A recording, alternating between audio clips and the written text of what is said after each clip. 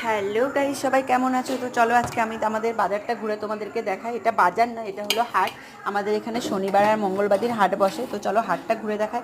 আর প্রথমেই চলে গেছিলাম সবজি হাটে। তো অল্প কিছু সবজি কিনেছি। সবজি আমার আছে দেখে অল্প কিনেছি। আমি আর আমার বান্ধবী গেছিলাম। আর এই দেখো বাচ্চা ছেলেটা এ বিক্রি করছে সবজি। মানে এর নাকি বাবা মারা গেছে, তো ওর বাবার ব্যবসাটা ওই করছে। কি দারুণ যে মানে বেচা কেনা করছে, আমি দেখে জাস্ট অবাক হয়ে গেলাম।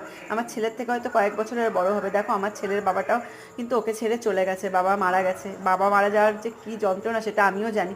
তো কী আর করা যাবে, হয়তো পরিস্থিতির কারণে ওকে এটা করতে হচ্ছে। যাই হোক, তারপরে চলে গেছিলাম আমরা মাছ হাটায়। আর মাছ কিনে নিয়েছিলাম। আমি নিয়েছিলাম গলদা চিংড়ি, 40 টাকা করে শ ছিল। আর আমার বান্ধবী কিন্তু 2-3 রকমের মাছ নিয়েছিল। আর আমার কালকে একাদশী দেখে আমি ওই একটা মাছই নিয়েছিলাম। কালকেও করবো না, ওটা করবো পরশু দিন। তারপরে আমরা চলে গেছিলাম একটু ফল কিনতে। তো কয়েকটা ফল কিনে নিলাম। ফলের কিন্তু প্রচুর দাম ছিল। মাছের দামটা একটু কম, ফলের দাম কিন্তু প্রচুর। যাই হোক, তোমাদেরকে আমি অল্প আজকে দেখালাম। এই হাটটা কিন্তু অনেকটাই বড় হয়। পুরো হাটটা তোমাদেরকে দেখাতে পারলাম না। সবাই ভালো থেকো, সুস্থ থেকো, গুড নাইট।